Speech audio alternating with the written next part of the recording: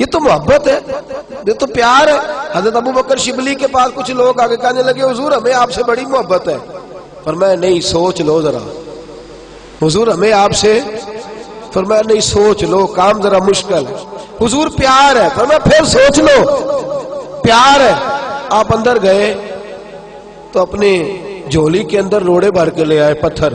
وہ جو پیار کرنے والے تھے نا، آتے ہی ان کو روڑے مارنے شروع کر دیے۔ وہ دوڑے، کہنے لگے بابا تو پاگل ہو گیا ہے، پتھر مارنے لگا ہے، تو شدائی ہو گیا۔ دوڑنے لگے تو حضرت نے بلایا، فرمایا واپس آؤ، تم تو کہتے تھے محبت ہے، مجھ سے محبت ہوتی تو پتھر کھا کھا کے میرے دروازے پر مر جاتے، کبھی دروازہ چھوڑ کے نہ جاتے، تم تو پہلے ہی روڑے پہ بھاگ گئے ہو۔ تمہیں کس چیز سے محبت ہے؟ جنہ تنا وچ عشق نہ رچیا، کتے ہونا تھی چنگے، مالک دے کر راکھی کر دے صابر بھوکے ننگے۔ میرے رسول کریم صلی اللہ علیہ وسلم نے فرمایا اللہ پاک تیرے گناہوں کو معاف کرتا ہے، رب کریم تیرے گناہوں کو بخشتا ہے جب تیرے اوپر آزمائش ڈالتا ہے۔ میرے نبی کریم صلی اللہ علیہ وسلم کے ایک چچا زاد بھائی حضرت زبیر بن عوام، نام سنا ہوا ہے؟ بولیے کیا نام ہے جی؟ سارے بولے۔ یہ عشرہ مبشرہ صحابی ہے، لیکن تکلیف کی بات یہ ہے کہ ہمیں عشرہ مبشرہ صحابہ کا بھی نہیں پتا۔ عشرہ مبشرہ صحابی ہیں جناب زبیر بن عوام، حضرت صفیہ جو حضور کی پھوپھی ہیں یہ ان کے بیٹے، اور نبی پاک صلی اللہ علیہ وسلم کی جو ہمشیرہ ہے حضرت عائشہ کی جو سگی ہمشیرہ جناب اسماء، وہ ان کی زوجہ ہے، یہ رشتہ بھی حضور کے ساتھ۔ ان کے ایک بیٹے تھے حضرت عروہ بن زبیر رضی اللہ تعالی، حضرت عروہ بن زبیر جناب زبیر بن عوام کے صاحبزادے۔ ایک دن حضرت عروہ بن زبیر کے بارے میں جناب مشہور تابعی ہے سعید بن مسیب رضی اللہ تعالیٰ عنہ فرماتے ہیں میں نے اس شخص کا عجیب حال دیکھا۔ فرمانے لگے 7 بیٹے تھے ان کے، اور ایک بیٹا ان کا اچانک فوت ہو گیا۔ 7 بیٹے، ایک اچانک چلا گیا، انتقال کر گیا، اور کہنے لگے ان کی ایک ٹانگ کے اندر ہلکی سی پھنسی نکلی، وہ بڑا پھوڑا بنی، اور پھر طبیبوں نے گھٹنے کے اوپر سے، جاگ رہے ہیں آپ لوگ، گھٹنے کے اوپر سے رکھ کے ان کی ٹانگ کو کاٹ ڈالا۔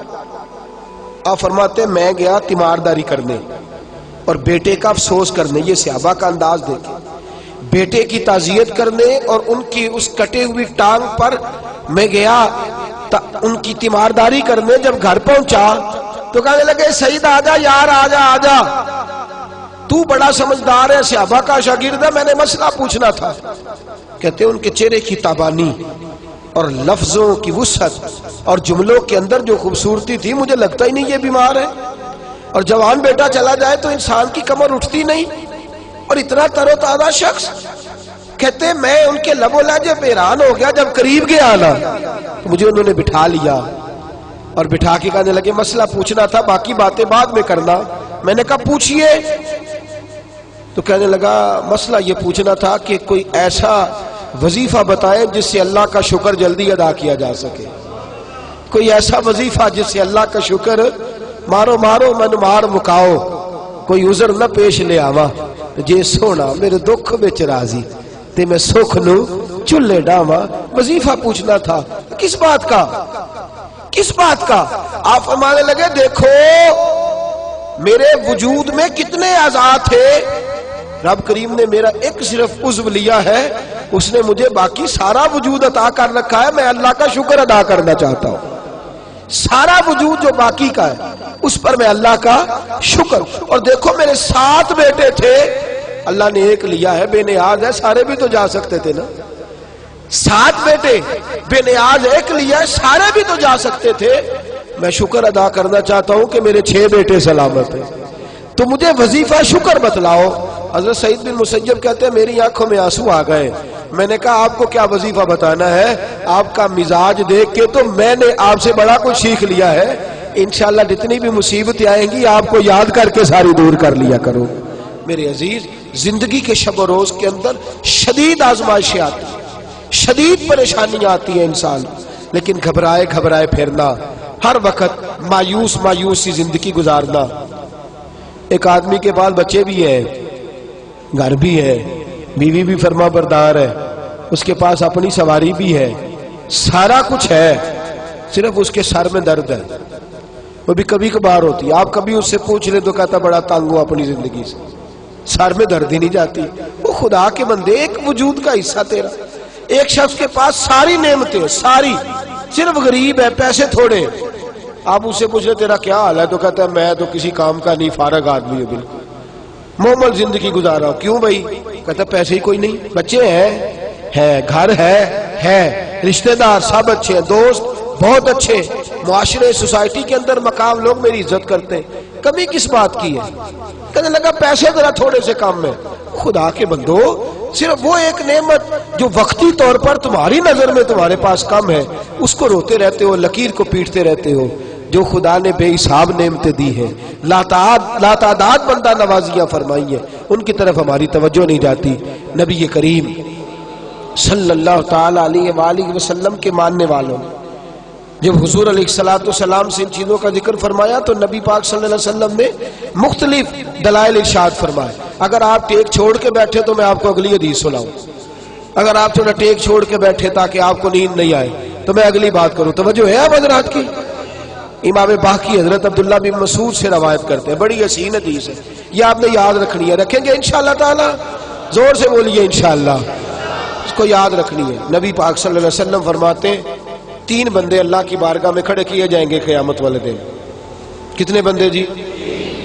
اور تینوں بہانہ کریں گے کہ یا اللہ ہم عبادت نہیں کر سکے۔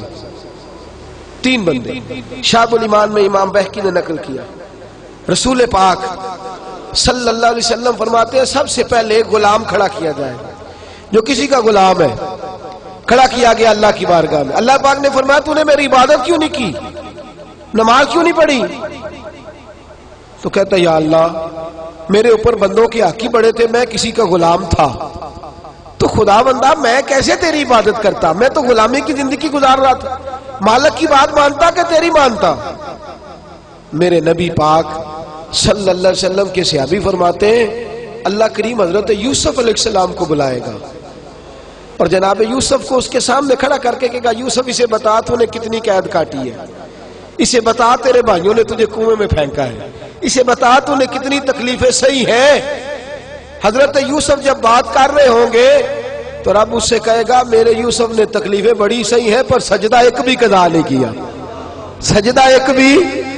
تو بتا تو زیادہ غلامی میں تھا کہ یوسف زیادہ پریشانی کے عالم میں تھے؟ وہ کہیں گے نہیں یا اللہ یوسف ہی تھے۔ فرمایا پھر تو میری بارگاہ میں بہانے کرتا ہے، میری بارگاہ میں بہانے کرتا ہے؟ اللہ اکبر۔ میرے نبی کریم صلی اللہ علیہ وسلم فرماتے ہیں رب کریم فرمائے گا اس سے جو تاجر تھا بھئی تو نے نماز نہیں پڑھی، عبادت نہیں کی، میرا ذکر شکر نہیں کیا، تو عرض کرے گا یا اللہ میں تاجر تھا، میری ڈیوٹیاں بڑی تھی، کاروبار بڑا پھیلا ہوا تھا، یہ اللہ خیر کرے آپ کو جسے پوچھ لے میاں صاحب نماز نہیں پڑھتے، کہتا میں نے ٹائم کوئی نہیں نماز پڑھنے کا۔ تو میں نے کہا بڑی اچھی بات ہے، اللہ خیر فرمائے، اللہ معاف فرمائے، اللہ اپنی رحمت کرے، ٹانگ ٹوٹ جائے نا آج تو لٹا لیں گے ڈاکٹر صاحب، 3-4 پلیٹیں ڈال لیں گے، 6 مہینے کام کو نہیں کرنے دیں گے، تو پھر آپ کا کیا خیال ہے آپ کے بچوں کی روٹی عرش سے گرے گی؟ کھائیں گے کھانا کہ نہیں؟ نظام روک جائے گا دنیا کا میرا خیال ہے۔ جتنے تاجر فوت ہو گئے اس کے بعد تجارت ختم ہو گئی دنیا میں، بہانہ کرتے ہم۔ میرے نبی کریم صلی اللہ علیہ وسلم فرماتے تاجر سے پوچھا جائے گا تو نے عبادت کیوں نہیں کی، عبادت کیوں نہیں کی؟ تو عرض کرے گا یا اللہ کام بڑے تھے، تجارت لمبی چوڑی تھی، پھیلی ہوئی، ادھر بھی ڈیوٹی ادھر بھی ڈیوٹی، وہاں بھی جانا یہاں بھی جانا۔ اللہ حضرت سلیمان علیہ السلام کو بلائے گا اور بلا کے کہے گا سلیمان تو پوری دنیا کا حکمران تھا اور پوری دنیا کی تجارت کرنے والا تھا، تو زیادہ مصروف تھا کہ سلیمان زیادہ مصروف تھے؟ حضرت سلیمان علیہ السلام بتائیں گے کہ میری کتنی ڈیوٹی تھی، صرف ایک گھر کی نہیں، ایک وطن کی نہیں، ایک صوبے کی نہیں، پوری دنیا کی۔ اور ساتھ حال یہ ہے کہ صرف انسانوں کی نہیں، جنوں کی ڈیوٹی بھی میری ہے، زمین پر بسنے والے جانوروں کی ڈیوٹی بھی میری ہے۔ اللہ فرمائیں گے یہ اتنی مصروفیت کے باوجود ہر وقت میری بارگاہ میں جھکا رہتا تھا، تو ہی زیادہ مصروف تھا۔ تیسرے ایک بندے کو بلایا جائے گا جو مجبور تھا، بیمار تھا، پریشان تھا، اس کو بلا کے اللہ فرمائے گا تو نے عبادت کیوں نہیں کی؟ یا اللہ میں بیمار رہتا تھا، یا اللہ میں پریشان رہتا، میں مصیبت میں رہتا تھا، تو نے مجھے آزمائش میں ڈالا تھا۔ میرے حبیب فرماتے اللہ کریم حضرت ایوب علیہ السلام کو بلائے گا، حضرت جن کے پورے وجود میں درد رہتی تھی، پورا وجود تکلیف کا شکار تھا، 7 بیٹے ایک دن میں انتقال کر گئے، کھیت کھلیان باغ اجڑ گئے، مجنو بن کے وچ بازارا کدی ککھا وانگ رلائے تے کدی کہایا کمبا سارا، سر نیزے اتے چڑھائے، آدم یار مناؤن دی خاطر اسا کی پیس وٹائے۔ فرمایا حضرت ایوب کو کھڑا کر کے اللہ فرمائیں گے تو زیادہ بیمار تھا کہ ایوب؟ تو زیادہ تکلیف میں تھا کہ ایوب؟ یا اللہ نہیں، درد تو انہیں زیادہ تھا، تکلیف تو انہیں زیادہ تھی۔ تو اللہ فرمائیں گے اس کا تو ایک سجدہ بھی قضا نہیں ہوا، ایک سجدہ بھی قضا نہیں ہوا۔ اور تو کہتا تھا جناب بندہ ٹینشن میں ہو تو نماز تو نہیں نہ پڑھی جاتی، بندہ پریشان ہو تو بندہ پریشان ہو تو تنخواہ پکڑی جاتی ہے، بندہ پریشان ہو تو دنیاوی باتیں ساری ہوتی ہیں۔ میرے دوستو اتنی آزمائشیں نہیں جتنا اپنے وجود پر بوجھ ڈالا ہے میرے رسول کریم صلی اللہ علیہ وسلم نے مزاج دیا ہے، صحابہ کو سمجھایا ہے۔ اور صحابہ کرام کا تو طریقہ یہ تھا، وہ تو آزمائش کو پکڑ کر گلے آزمائش کو تھامتے تھے، اور جو آزمائش میں نہیں ہوتا تھا اس سے پریشان ہوتے۔ ذرا توجہ فرمائیے، حضرت خالد بن ولید کا نام سنا ہے؟ یہ سیف اللہ ہے، اللہ کی تلوار۔ حضرت خالد بن ولید نے اپنی بیوی کو طلاق دے دی، اور بڑا عرصہ وقت اچھا گزرا، طلاق ہو گئی، بیوی چلی گئی، ایک باغ بھی دیا تحفے میں۔ بعد میں ایک آدمی پوچھنے لگا حضور آپ نے بیوی کو طلاق دے دی، کیا معاملہ تھا؟ آپ فرمانے لگے کوئی مسئلہ نہیں، میری بیوی بڑی نیک تھی، پرہیزگار تھی، اچھی تھی، فرما بردار تھی۔ انداز دیکھیے گا، کہنے لگا جناب عجیب بات ہے، طلاق بھی دے دی اور اچھی بھی بڑی تھی، کس بات پہ طلاق دی؟ آپ فرمانے لگے وہ میرے ساتھ 27 سال رہی ہے۔ کتنے سال؟ اور میں انتظار کرتا رہا ہوں۔ میرے نبی پاک صلی اللہ علیہ وسلم نے فرمایا جس کو اللہ تکلیف نہیں دیتا اس سے اللہ ناراض ہوتا ہے۔ میں نے 27 سال انتظار کیا، اس کے تو کبھی سر میں درد نہیں ہوا تھا۔ تو آپ فرماتے ہیں میں نے اسے ایک باغ دے کے بھیج دیا اس کے میکے۔ میں نے کہا تیرے اوپر چونکہ آزمائش نہیں آتی تو کہیں ایسا نہ ہو اللہ تجھ سے ناراض ہے تو مجھ سے بھی ہو جائے۔ مانے لگے اس خیال میں نے اس کو بھیج دیا ہے کہ اس پہ تو تکلیف ہی کبھی نہیں آئی۔ ہمارے ہاں ذرا ذرا سی آزمائشیں ہیں اور لمبے چوڑے پہاڑ ہیں۔ اور ایک اور بات سن لیں، آزمائشوں میں جو جینا سیکھ جاتا ہے نا، رب کریم اسے درجے بھی بڑے ہی عطا فرماتا ہے۔ جس کا دنیا میں کوئی سہارا نہیں نہ بنتا، پھر اسے خدا کی رحمت آگے بڑھ کے سہارا عطا فرماتی ہے۔ اپنی زندگی کے اندر آزمائش سے لڑنا، تکلیف سہنا، ذہن بنا لے تکلیفیں آئیں گی، آزمائشیں آئیں گی، بیماری آئیں گی، مجھے برداشت کریں۔ جس کے اندر برداشت ہے اس کا حوصلہ بہت بڑا ہے، اور جو برداشت سے آ رہی ہے وہ ختم ہو جائے گا۔ میرے رسول کریم صلی اللہ علیہ وسلم کی صحابیہ حضرت اسماء بنت ابی بکر صدیق، جناب صدیق اکبر رضی اللہ تعالی عنہ کی صاحبزادی ہیں، حضرت عائشہ کی بڑی بہن ہے۔ یہ وہی ہیں جو غار ثور میں میرے نبی کو کھانا پہنچایا کرتی۔ 90 سال سے زیادہ عمر ہوگی حضرت اسماء کی، اور ان کے صاحبزادے عبداللہ بن زبیر رضی اللہ تعالیٰ عنہ۔ 90 سال سے زیادہ عمر ہوگی اور ان کے صاحبزادے لڑائی کر رہے ہیں حجاج بن یوسف کے ساتھ، آنکھوں سے انہیں نظر نہیں آتا حضرت اسماء کو، بوڑھی ہو گئی، صاحبزادہ جہاد کر رہا ہے۔ حضرت عبداللہ بن زبیر اپنی والدہ کے پاس آئے اور آ کے کہنے لگے اماں میرے کچھ ساتھی بھاگ گئے ہیں، کچھ کمزور ہو گئے، حجاج کے ساتھ میرا مقابلہ ہے۔ والدہ بڑا کم نظر آتا ہے، پریشان ہے، 90 سال سے زیادہ عمر ہے، اور ماں گلی میں جھگڑا ہو رہا ہو تو بیٹے سے کہتی ہے بیٹے تو اندر آ جا جلدی سے، تو نہ بیچ میں حصہ لے لے۔ والدہ سے آ کے پوچھتے ہیں اماں میں کیا کروں، حجاج کے خلاف لڑ رہا ہوں، بہت سارے ساتھی کچھ چلے گئے ہیں ڈر کے، کچھ جو ہے وہ کمزور پڑ گئے، کچھ نے وہ بزدل نہیں ہے، وہ کمزور نہیں، لیکن انہوں نے حکمت سمجھی ہے تھوڑی دیر کے لیے چلا جانا۔ ماں کہنے لگی بیٹے پہلے تو یہ بتا کہ تو حق پہ ہے کہ نہیں، دولت کے لیے تو نہیں لڑ رہا، اقتدار کے لیے تو نہیں لڑ رہا۔ کہنے لگی اماں قسم اللہ کی عزت کی میں حق پہ ہوں، میں فکر امام حسین کا وارث ہوں، میں ظالموں سے لڑ رہا ہوں۔ تو ماں کہنے لگی بیٹے جا، پھر والدہ کہنے لگی جا میرا بیٹا، اور جا کے اس کے ساتھ لڑائی کر، اگر تو فتح یاب ہو گیا تو میں شکر ادا کروں گی، اور اگر تو شہید ہو گیا تو میں قیامت میں تیرے اوپر فخر کروں گی۔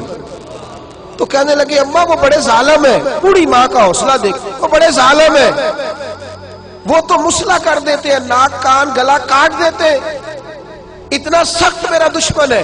والدہ کہہ رہی ہے بیٹے سے, 90 سال کی بوڑھی اماں کہتی ہے بیٹا بکری کو ذبح ہوتے وقت تکلیف ہوتی ہے, کھال اترتے وقت تکلیف نہیں ہوتی. تکلیف تجھے ایک وقت ہوگی جب تیر لگے گا, جب تلوار لگے گی.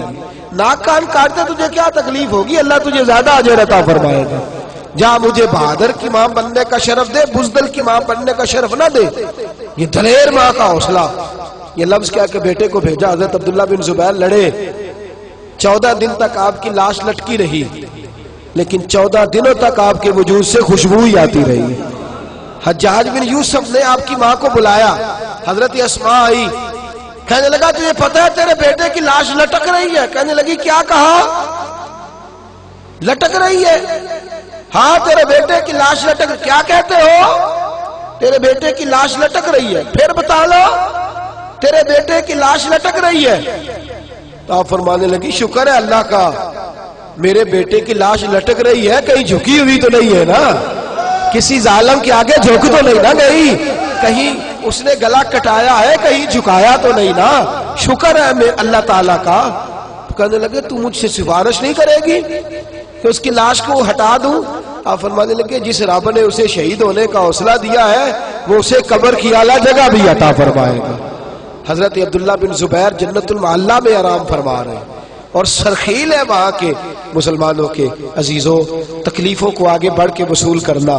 ذرا ذرا سی بات پہ لوگ چیختے چلاتے ہیں, کفر بولتے ہیں, گھروں میں فوتگی ہو جائے تو کفر. حضرت جعفر طیار شہید ہوئے, حضرت علی کے سگے بھائی تو ان کے گھر کی عورتیں رونے لگی. حضور نے فرمایا جاؤ انہیں چپ کراؤ. صحابہ گئے, خاموش نہیں, پھر رونے لگی. فرمایا چپ کراؤ انہیں, پھر چیخنے لگی. تیسری بار حضور نے فرمایا نہیں چپ کرتی تو ان کے منہ میں خاک ڈال دو, انہیں پتہ نہیں جو بین کرے سر پھاڑے اور اپنے چہرے پر اپنے ہاتھ مارے وہ تو میری امت میں شامل ہی نہیں ہے, تو میری امت میں شامل ہی نہیں. میرے عزیزوں, شریعت اسلامیہ حوصلے کی بات کرتی ہے, صبر کی بات کرتی ہے. گھروں کے اندر ذرا ذرا سی بات پہ بے صبری کرنا, ذرا 2-4 جملے بھی ہم ہضم نہیں کر سکتے, ایک بے رخی بھی ہم ہضم نہیں کر سکتے, تھوڑی دیر کے لیے بھی کوئی آنے والی تکلیف ہم برداشت نہیں کرتے. بے صبری ہے, ہماری کم حوصلہ ہے, اور تحمل مزاجی سے دور چلے گئے ہیں, اس لیے ہمارے غم بھی روز بروز بڑھتے چلے جا رہے ہیں. رب کائنات کی بارگاہ میں یہ التجا کیا کرے اللہ ہمیں حوصلے عطا فرمائے, اور ساتھ رب کریم ہمارے اوپر وہ والا فضل فرمائے اس طرح وہ اپنے نیک بندوں پر فضل فرماتا ہے. اور اللہ ہمیں حوصلے اور صبر کے ساتھ زندگی کے ایام گزارنے کی توفیق عطا فرمائے, ہمیشہ مدحت خیر الانام میں گزرے. دعا ہے یہ عمر درود و سلام میں گزرے. آخر دعوانا ان الحمدللہ.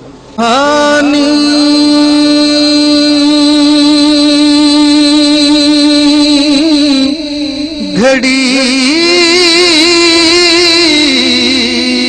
چمکا طیبہ کا چاند سہانی,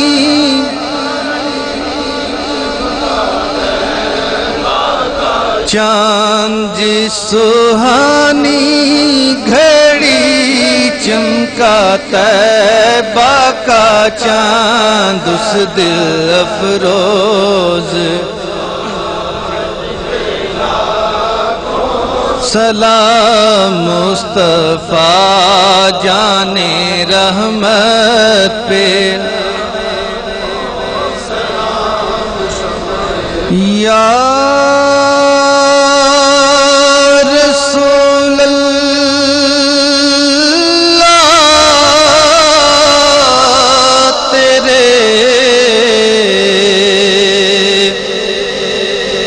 در کی فضا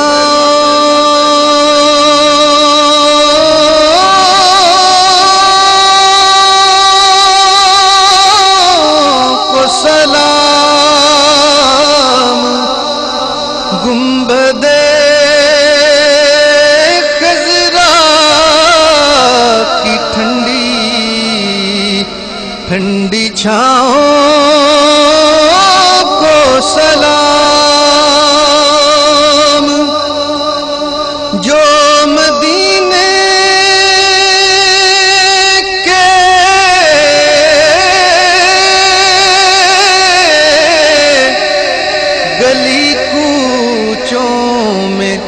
دیتے ہیں صدا تا قیامت ان فقیروں اور گداؤں کو سلام